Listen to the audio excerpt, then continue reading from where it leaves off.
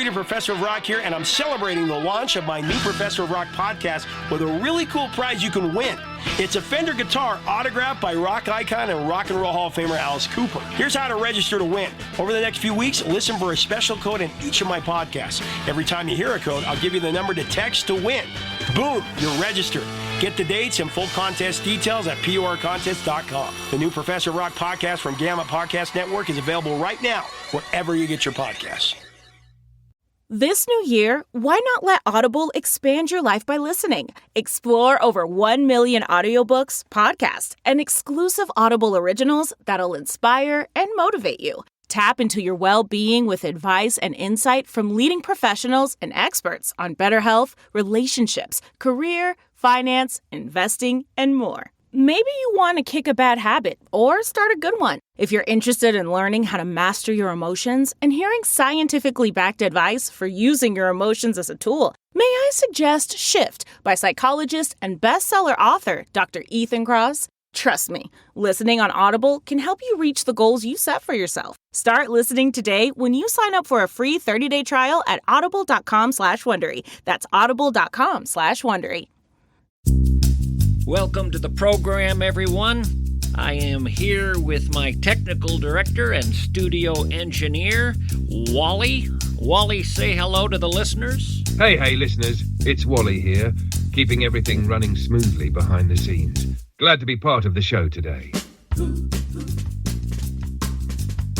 How do you like working with me, Wally? Oh, Mischke, working with you is a blast. You bring such energy to the table, and it's always an adventure. I love the unpredictable flow, the creativity, and how we can just dive into whatever comes next. I appreciate that, Wally.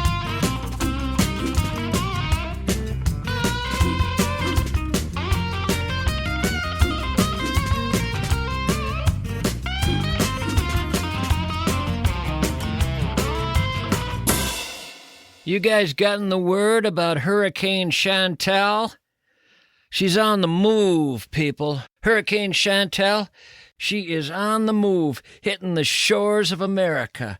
I shouldn't say she's on the move. I should say she's sashaying along the shores of our nation. Chantal. Only hurricane I have ever imagined in a long evening gown. Hubba, hubba. Check it out, honey. It's Chantal. They say when she's done blowing, they're going to make her into a perfume. Chantal, she's a minx. From all I hear, she's a minx. She's a vixen. She's Chantal. You all know my take on naming hurricanes, right? Once you name a hurricane, you have to start naming the tornadoes. Because, come on, tornadoes look far more like things you would name than hurricanes. Tornadoes look like real creatures, entities, far more so than hurricanes. Hurricanes cannot really be seen in terms of their specific outline. You just feel them. You feel them in your town. A tornado, you see them. It has a top, a bottom, middle, sides. It's a very obvious monster coming right at you. If anything should have a name, a tornado should have a name. And not these silly names they give hurricanes. Chantal, Craig, Denise. Those names, to me, sound so belittling. This is a beast you're naming. Come on! Listen to these names of real damaging hurricanes over the last few decades. Menacing hurricanes, destructive hurricanes. These are names they went with. Fifi, and Fabian. They named him Fifi and Fabian. Hi. Stan, Wilma, Harvey. Hi, Ike. Hey, Floyd. Look at Bob. What are you doing? What utterly goofy names. Embarrassing. It's embarrassing. I'm a Midwestern guy. I'm a tornado guy. I like tornadoes. Tornadoes are my brothers. But you have to respect them, and you have to be respectful. None of this Fifi, Fabian, Bob business. Next tornado I see, I'm going to name Mr. Cornwallis J. Vanderbilt.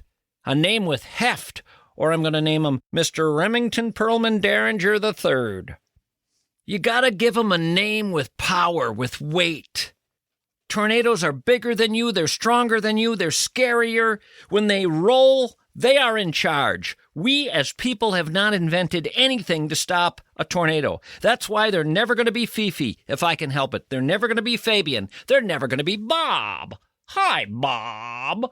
Fifi is the name of a poodle you can put down at the vet on a Wednesday afternoon. Bye-bye. Try putting down an F5 named Conrad Francis Dobler, huh? Remember Conrad Dobler? When I was a kid, he was on the cover of Sports Illustrated. Dirtiest player in the NFL. Played for the St. Louis Cardinals. You younger folks are saying the St. Louis Cardinals are a baseball team. 40 years ago, campers, St. Louis Cardinals were a football team, and they had the dirtiest player in the NFL, Conrad Francis Dobler. He used to bite other players and try to poke their eyes out. A guy just as mean as Conrad Dobler was an NFL player who went by the name Night Train Lane. Now there's a name for a tornado. Here it comes, the Night Train. Marge, tell the kids not to bother going to the cellar. We are all gonna die. Marge, have you ever done a cartwheel over a barn silo? 'Cause you're going to tonight, kiddo. You have underwear on under that skirt? It's the Night Train, honey. Get ready.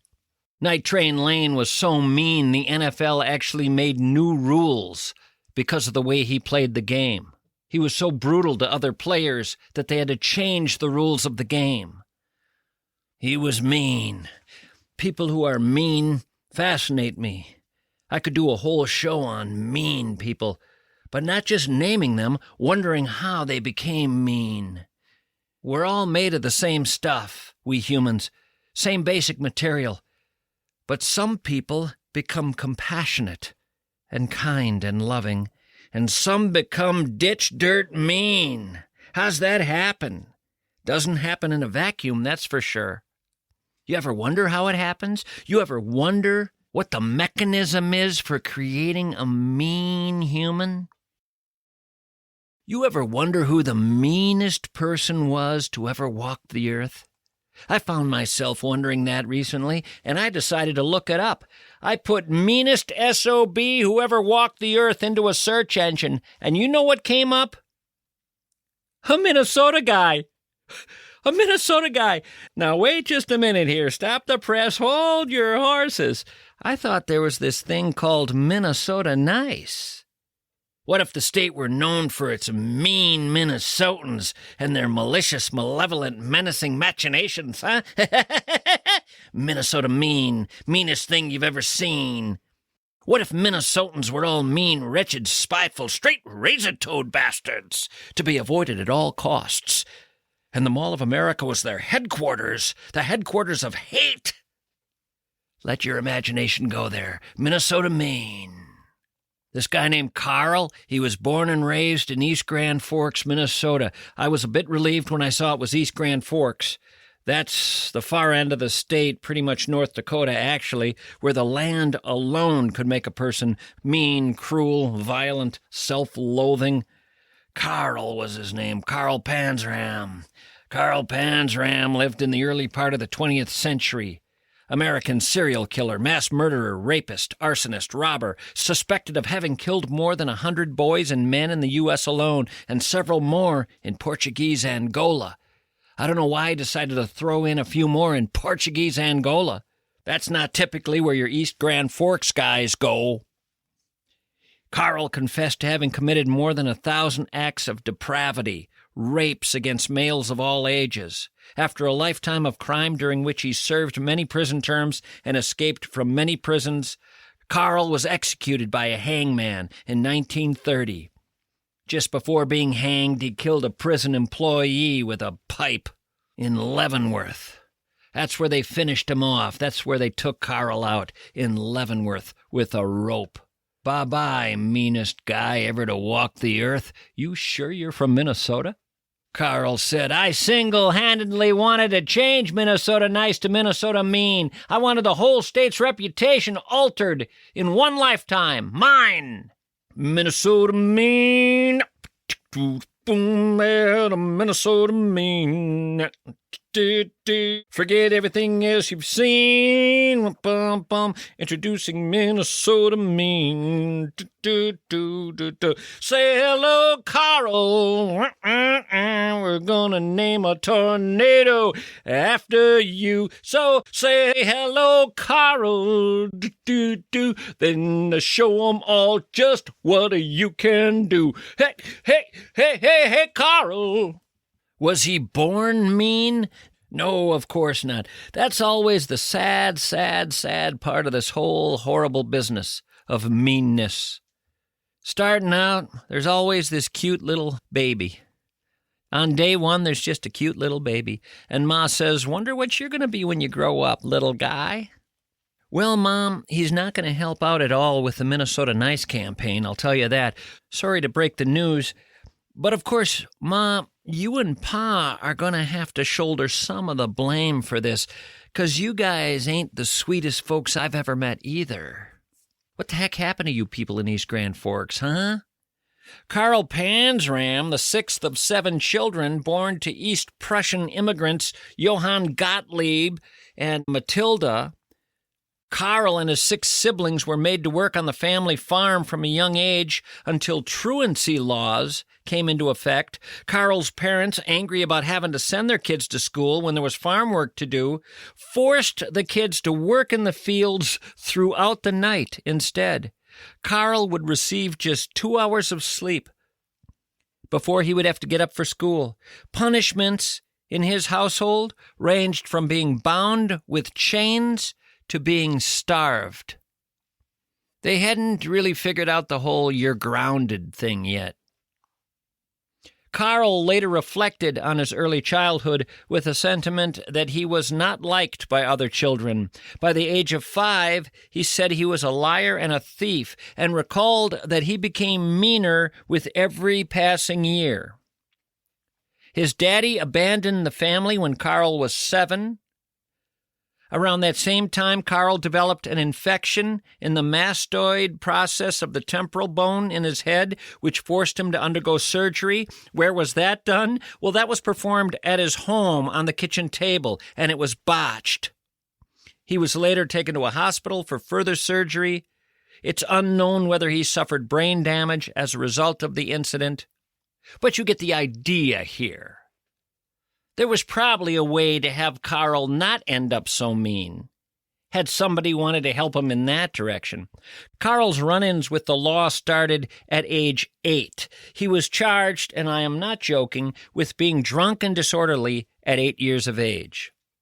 In 1903, his mama sent him to the Minnesota State Training School, purportedly a reform school. There, Karl was repeatedly beaten, tortured, and raped by staff members in a workshop the children there dubbed the paint shop, due to the room being seemingly painted with blood. By his early teens, Karl exhibited alcoholism, had a lengthy criminal rap sheet. At age 14, a couple weeks after his parole and 2 weeks after attempting to kill a Lutheran cleric with a revolver, he ran away to live on the streets, traveled by boxcar across the country, was gang-raped by a group of homeless men. He was arrested for burglary in Butte, Montana, sentenced to 1 year's imprisonment at Montana State Reform School in Miles City. He and a fellow inmate, a safecracker, escaped from Montana State Reform School, and in the weeks that followed, these guys broke into stores and burned down buildings, especially churches, in acts of arson in the towns of Glendive, Crane, and Sidney. He was a one-man wrecking machine. He served time in Fresno, Texas, Oregon, Connecticut, Sing Sing in New York. While incarcerated, he repeatedly attacked guards. Guards would beat the hell out of him. He said, "I was rage personified." And he had a large stature and great physical strength. But he eventually, after a lifetime of horrific behavior, he eventually was hanged at Leavenworth, 1930. Sitting on death row in Leavenworth, he wrote a detailed summary of his crimes and his nihilistic philosophy. He denied having any remorse for his actions. And he wrote in his journal, "I have no conscience. I don't believe in man, God, or the devil. I hate the whole damned human race, including myself. I have no desire whatsoever to reform. My only desire is to reform other people who try to reform me, and I believe the only way to do that is to kill them. My motto is rob 'em all, rape 'em all, and kill 'em all.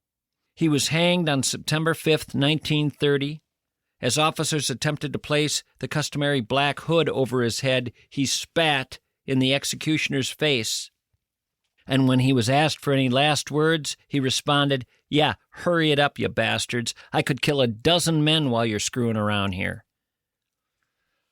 Now, folks, I'm not going to say there aren't others in this world just as mean, but I think I'm on pretty solid ground saying there was never a man more mean than our meanness poster boy here, Carl.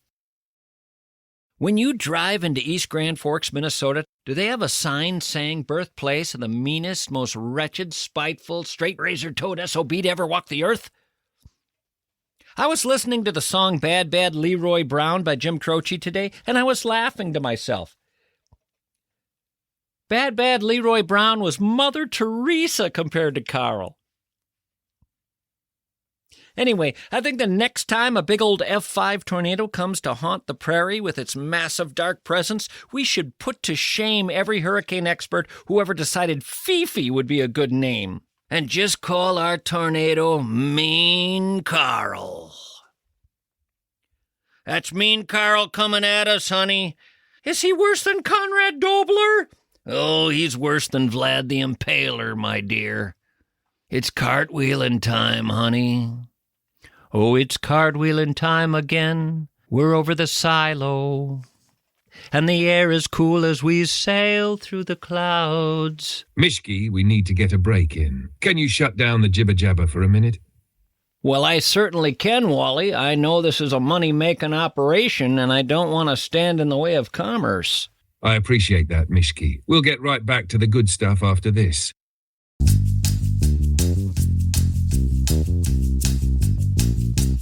I sat down just recently with a kindly gentleman named Mike Bilski. He started his own bank. I like that there are guys out there who just decide to start their own bank. It's called North American Banking Company. I like the name, and I like Mike. He's a throwback to a time when you knew your banker. I don't know if you people even remember this time, when who your banker was truly mattered. It mattered that you knew him. Mike was born to be a banker. His daddy was a banker. His granddaddy was a banker. And folks, I'm not kidding, his great-granddaddy was a banker. Man, oh man, I was born to bank with a guy like this. So, folks, I decided to withdraw my money from my current bank and go with North American Banking Company because I want to bank with people like Mike. You'll like that too, I promise. And it's close to you because there are 6 Twin City locations. Be happier. Bank with Mike. North American Banking Company. Member FDIC, Equal Housing Lender. Wellshire Memory Care facilities in Medina and Bloomington offer specialized care for individuals with Alzheimer's and dementia. Residents there enjoy amenities such as secure courtyards, ice cream parlors, cinema, salons. The facilities also offer daily life enrichment activities, including music therapy. They are cutting edge when it comes to a memory care facility. They've broken the place down into 4 quadrants, each one specializing in a different stage of memory care. It's a sophisticated place with a heart, a beating heart. They truly care for your loved ones who move into this facility. Imagine your loved ones, your grandfather, your grandmother, your parents. Imagine them taking walks through beautiful courtyards, their eyes lighting up during an old movie show in the cinema, or simply sharing a scoop of ice cream at the ice cream parlor, just like the good old days. The Wellshire of Bloomington and Medina, where care meets heart and hearts feel loved.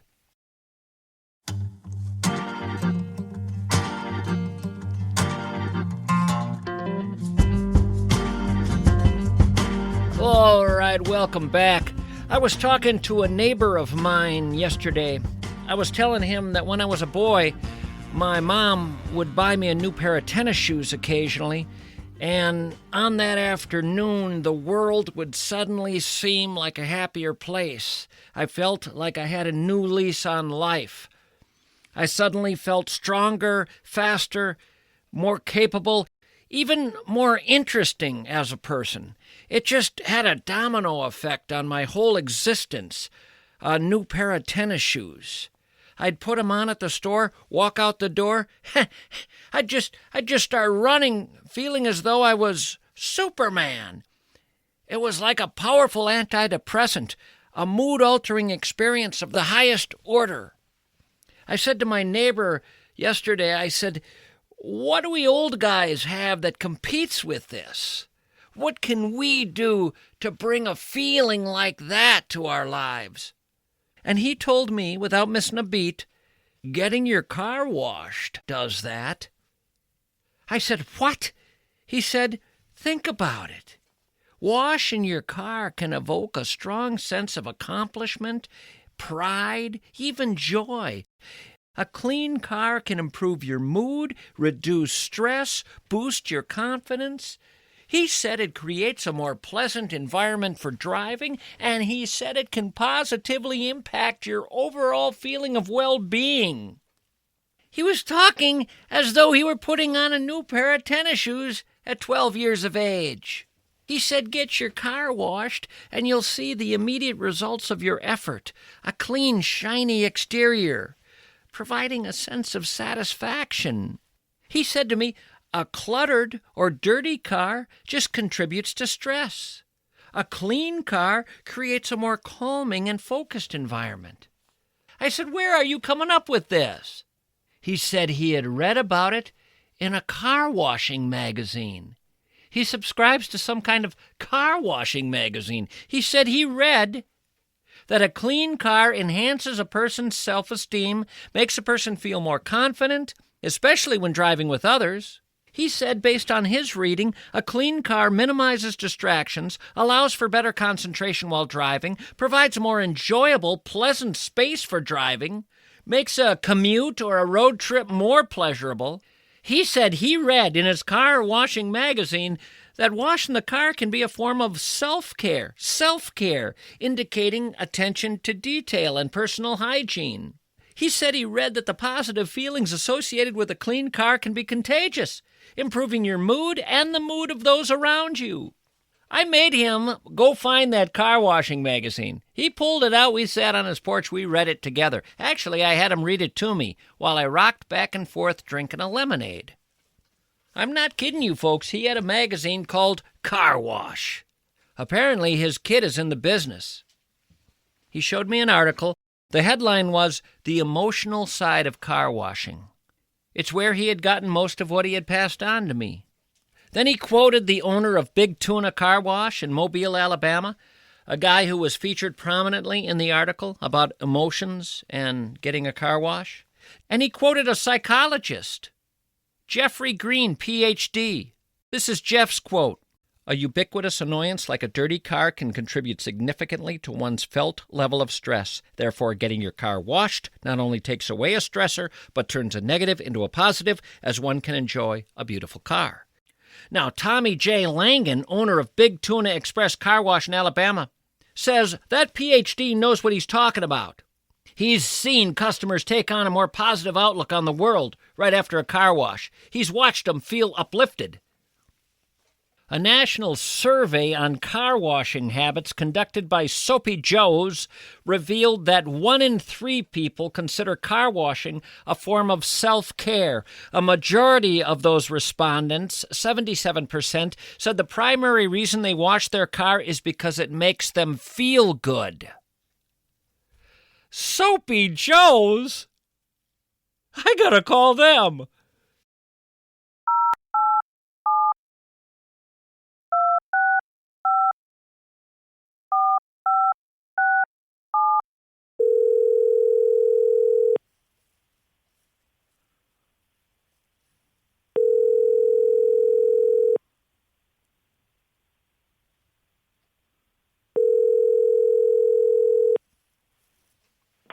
Soapy Joe's Car Wash, how can I help you? My wife has been telling me that I've been acting a little down of late and that I seem a little blue, and she thinks it stems from a dirty car. The idea being that people feel uplifted and more confident and happier when they're driving a clean car. And she thought I should swing by. I just wanted to first call and find out whether or not you find this with customers. That after they get their car cleaned, they just plain see the world as a brighter, happier, more wondrous place. It's hard to tell how everybody's day shakes out after they leave here, but I'd say about 95% of people leave happier. If that's something that you're interested in, I'd be happy to help you out. So there is an emotional component to the car wash. There is. There's a scent component, an emotional component. There's a personal touch to it. There's a lot of factors here that contribute positively to your outlook on your day. Did you say a scent component? There is, yeah. You get a little scent. The chemical going through the car wash has a scent to it. There's different flavors. And that seems to have an effect on people. It does. It does for me, at least. I think that my car drives better, too. And the scent might even be related to that. I think so. It all has a relationship. Boy, there's more going on here than I thought. I'm glad I called. I did plan to stop down, but I thought, does she really know what she's talking about? I couldn't figure out where the emotional component was, but I think you're painting a picture for me that shows there's a lot of emotion here. There is, and it doesn't hurt to explore it. We're here for you when you're ready. Well, thank you so much. I appreciate that. And the name of your joint again? It's Soapy Joe's Car Wash. Soapy Joe's. Even sounds friendly. Sounds like you're getting a big hug just going there. Hey, it's Soapy Joe. We'll give hugs. Wow, I'm coming down. I'll see you shortly. We'll be here. All right, bye-bye. Bye. According to Car Wash Magazine, the customers at Tommy Terrific's Car Wash in Texas view their car wash experience as therapy, a time to take a break from the busy day and do something that helps lower stress and something that promotes a feeling of well-being and happiness. One customer at Tommy Terrific's refers to it as, quote, my sunshine break. My sunshine break. Wow.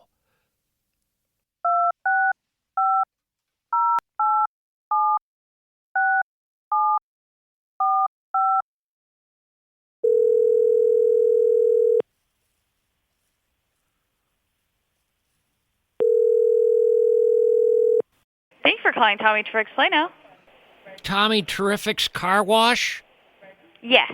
Hi, my name's Dave Warholer, and my wife told me I should give you guys a ring. I've been having a rough stretch lately, quite a few things going wrong in my life, and she told me something that could turn things around would be a car wash. Apparently, it has the effect on a lot of people of lifting up their spirits, emotionally affecting their lives in positive ways. I told her I'd check that out first before I went ahead with it. What's your sense on that? I think she's absolutely correct. You have found that with your customers, something as simple as a car wash can actually turn their day around, a 180, if you will. Absolutely.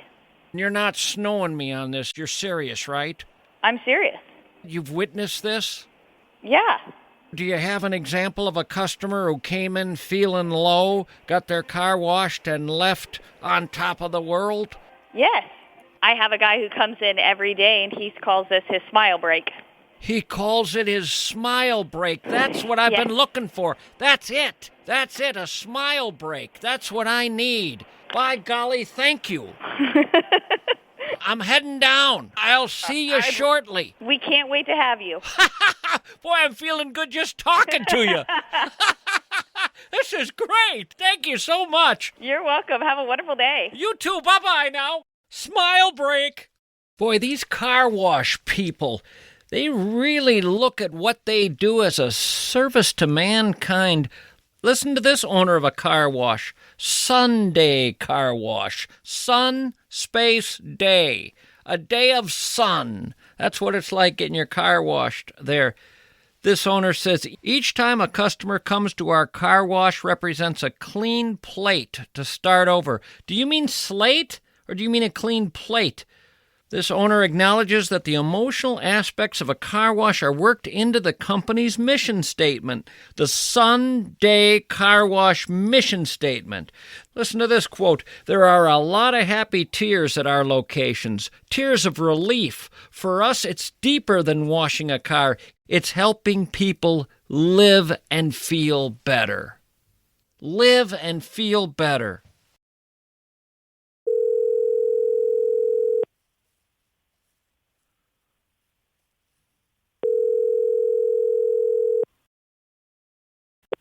Thank you for calling Sunday Car Wash. This is Athen. How can I help you? Hi. I've been feeling a little blue of late. Not sure what it is. Just been feeling down.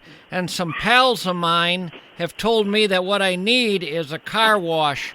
Now, I didn't see the connection at all, but they told me that in their reading, they find there's often a great connection between getting a car wash and just having a new lease on life. The idea being something powerful happens there that's different. Do you find that to be the case?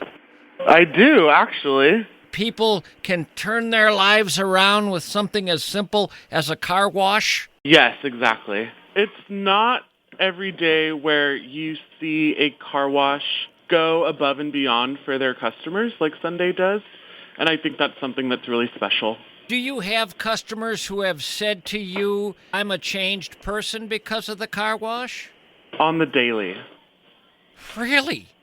It's a bright, fun place. All of our team members are bright, pretty bubbly, welcoming the customers as they come in, and it turns into like a relationship that we have with them where we see them multiple times a week, if not every day.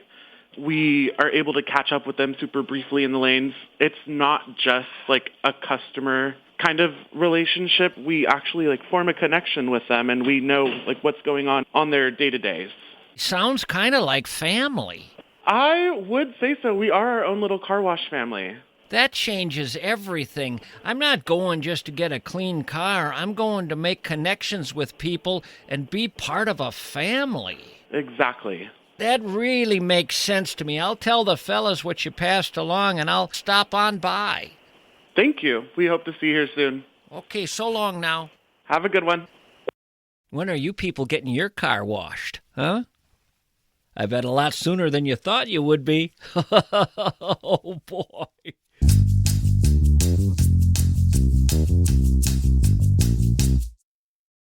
Retirement. Sounds like a nice idea, doesn't it? But if you're like most folks, you're staring at your 401k like it's a mystery novel you don't have the energy to finish. Let's be real here. You need help. But not from some stuffy, suit-wearing Wall Street robot. You need someone who talks straight, knows his stuff, and won't bore you to death. Enter Josh Arnold, stage right. Hello, Josh. Josh offers a free, no-strings-attached, 48-minute consultation. That's right, 48 minutes to help you untangle your retirement mess. No gimmicks, just real solid advice. Call him today at 952-925-5608. Rewind, play this again. Call him, tell him where you heard about him. Investment services offered by Josh Arnold Investment Consultant, LLC, a security and investment advisor. Past performance is no guarantee of future results. All investments involve risk. Tommy Mischke is a paid endorser. If you've got eyes, my guess is you probably have glasses or you probably will have glasses at some point. But are they your glasses? The kind that make people say, "Boy, are those you? Those are beautiful. Where did you get those?" I want to talk about Spectacle Shop. Whether it's the latest trends in eyewear or classic styles that never go out of fashion, Spectacle Shop has a hand-picked collection of eyewear frames that will have you saying, "This is me." And it's not just the frames. Their eye exams are thorough, and they do eye exams on premises. Whether you're ready for an upgrade or you need something totally new, make Spectacle Shop your first stop, because why settle for less than the best when it comes to your precious eyes? Spectacle Shop has been voted the best eyewear shop in Minnesota in every media poll. 4 Twin Cities locations. Remember them, Spectacle Shop. Visit them today. See the difference.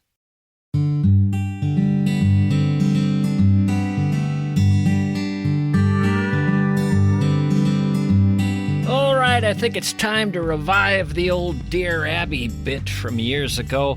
After all, Dear Abby can still be found as an advice columnist in America's newspapers. We have a Dear Abby offering today. Ladies and gentlemen, Dear Abby.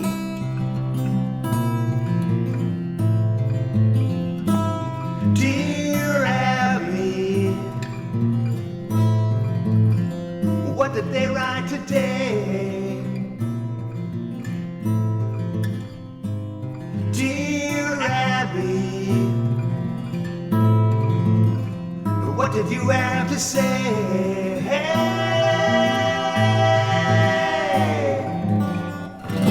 That's Michael Loonan of the Looney Bin Band. He goes all the way back to the early days of the radio show at KSTP back in the early 90s. And he's still alive and kicking today. Michael, of course, from the old Palace Avenue neighborhood in St. Paul. Grew up with the fella. And despite the fact that he's taken up residence in the loony bin, he's the same guy I always remember. He was out of his mind as a child, and nothing has changed. That's what we love about Mike. Musicianship has always come first. Sanity has been a distant second. Michael, good to hear you back on the show.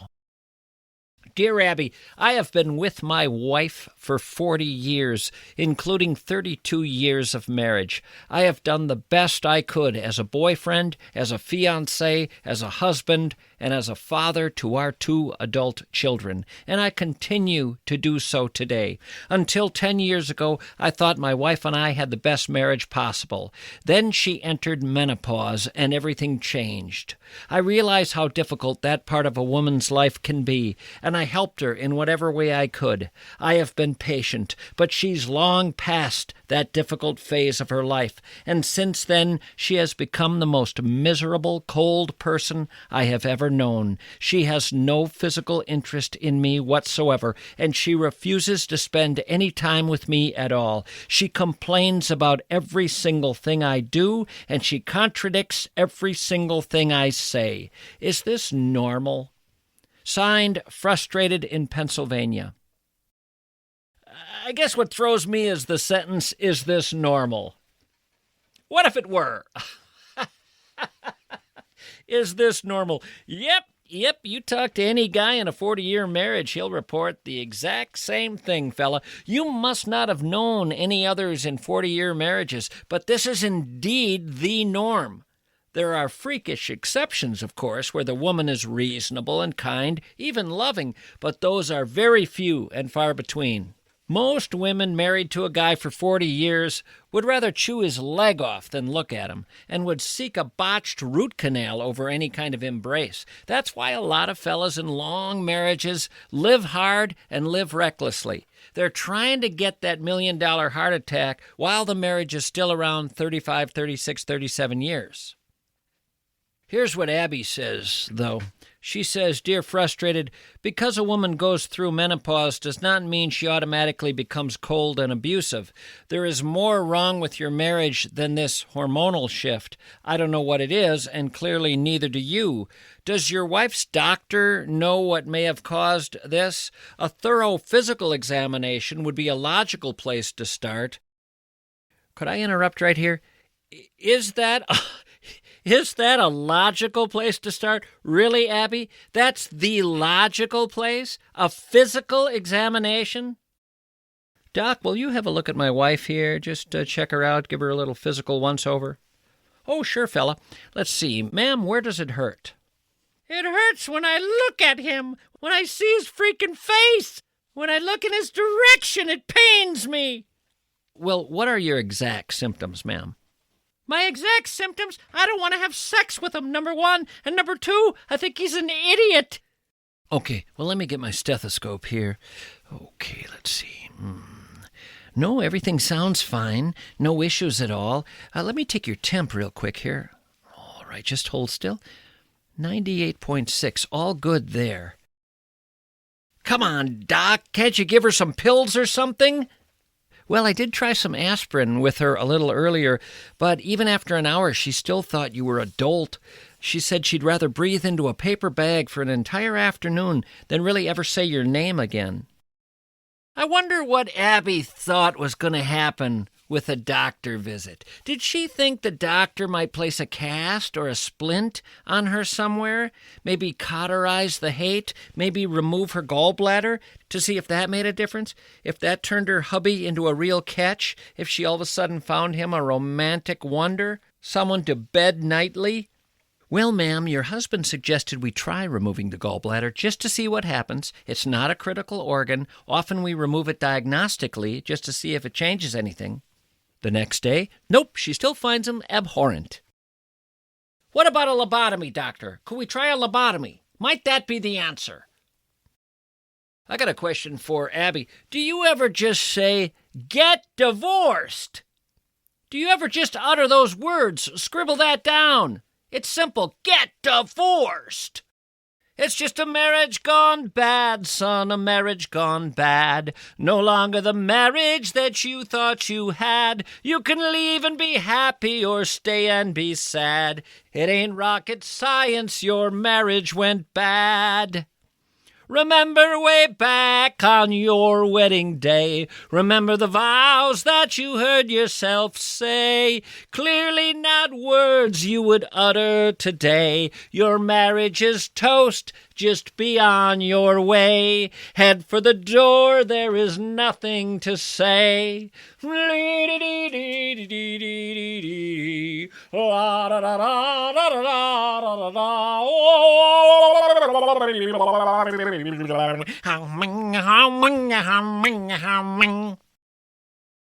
Time to go to the phones. You folks all know about the callers list. I have a long list of people who listen to the show and are willing to be called from time to time when I want to check in with listeners. So I randomly go through the list and see who's out there. Wally, get me a number and let's make some calls. Mischke, I have a call lined up for you. Let's have it, Wally. Give me what you got. Let her ring. Ring, ring, ring, ring. That's funny, Wally. You're making the sound of a phone ringing. Just trying to set the mood. The call's real, though.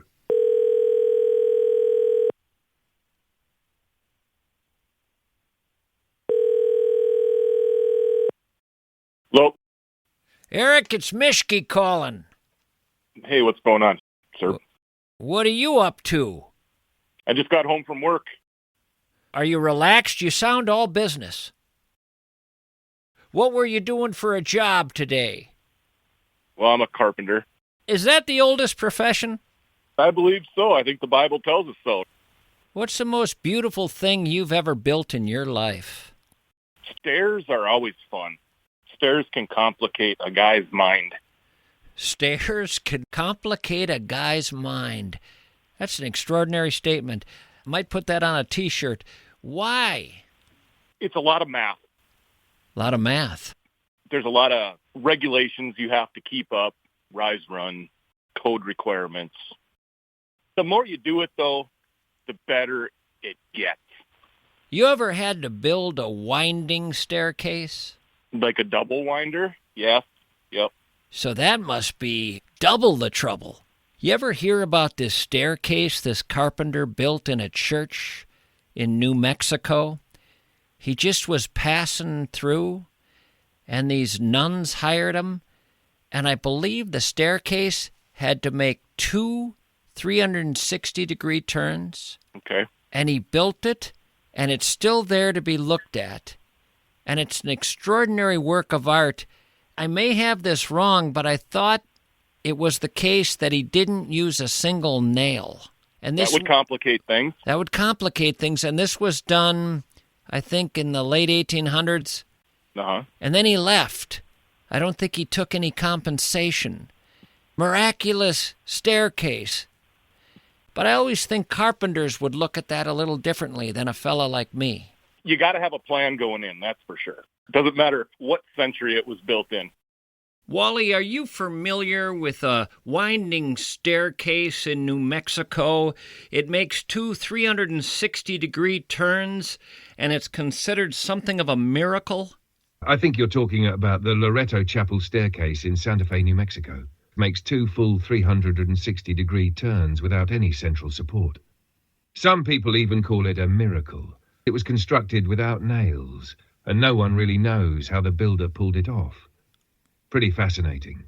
Well, I'm told it not only doesn't have a center support, and not only doesn't have any nails, they're not even entirely sure what kind of wood it was made out of.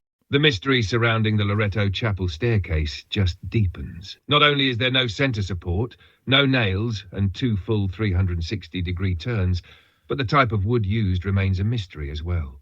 Some believe it might have been a kind of wood that's not native to the area, adding to the intrigue. It's definitely a piece of history wrapped in mystery. Nobody knows who did it. The guy who came along and constructed it asked to be given complete privacy, and when he was finished, he vanished. That's one of the most intriguing parts of the story. The mysterious carpenter who built the staircase asked for complete privacy during the construction. After he finished, he simply disappeared without leaving a trace. No one knows who he was, where he came from, or what happened to him. Some even believe he might have been a divine figure sent to perform a miracle. The whole story has that element of mystery and the supernatural that makes it so captivating. It's like something out of legend, right? Well, did I also hear he just arrived with a donkey and some primitive tools, and that when he disappeared, what he left behind was something that would have called for a level of mastery that few people on the planet could have claimed? Yes, that's right. The story gets even more mysterious with the details of the carpenter's arrival. He supposedly showed up with just a donkey and some basic, primitive tools. Nothing that would suggest he was anything more than a humble old man. And yet the staircase he built is a feat of craftsmanship that would challenge even the most skilled woodworkers today. The precision, the design, and the technique are all on a level that few people, even with modern tools and knowledge, could replicate. It's like he had an almost supernatural mastery of his craft. The whole thing just adds to the sense of mystery, doesn't it? And wasn't the story that someone else, before this guy came along, had helped these nuns build this chapel, but the guy had died before he could build any access to their chapel balcony? And then later on, when they looked at how to get up there, they learned it wasn't going to be something that could have a traditional staircase. They were going to have to just have ladders. And the nuns thought, we can't be going up there on ladders. Someone has to help us here. And they began praying day after day. And then one day this old man appears. Yes, that's the story. The chapel was being built by a man who had originally been contracted to help the nuns, but tragically he passed away before he could build a way to access the balcony.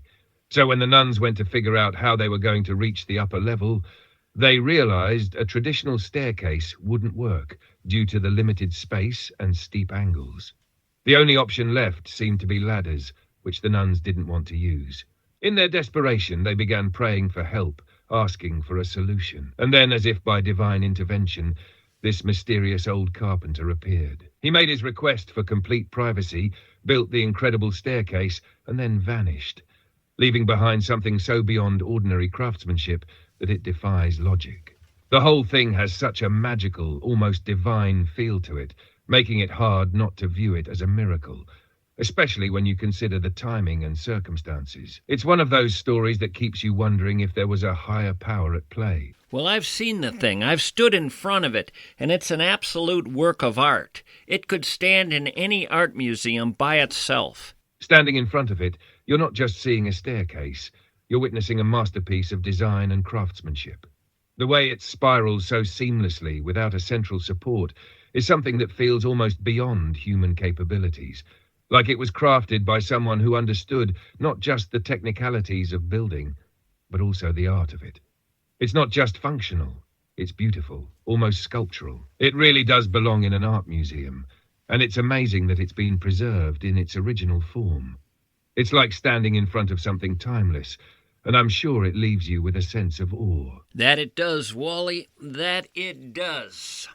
Well, thanks, Wally, for your insights on this. I appreciate it. Got to get back to my phone call. Anytime, Mischke. Glad I could help with that. What do you like to do outside of carpentry?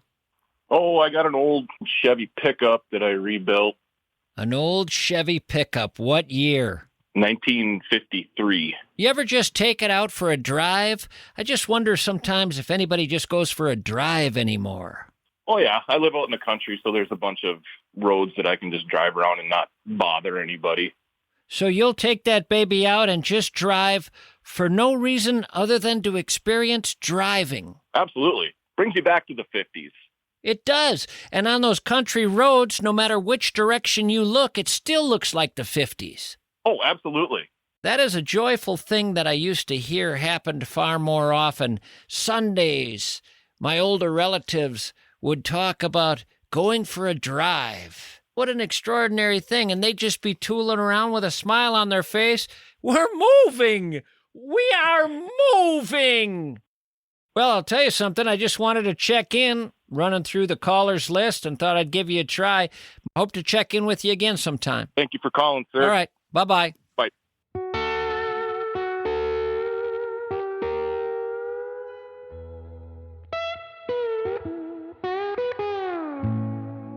Well, that's about going to do it for this show. Please remember there are 2 shows coming out this week, and there will be 2 shows every week hereafter. Wednesdays and Fridays, every week. Right around 6 p.m., a new show will pop.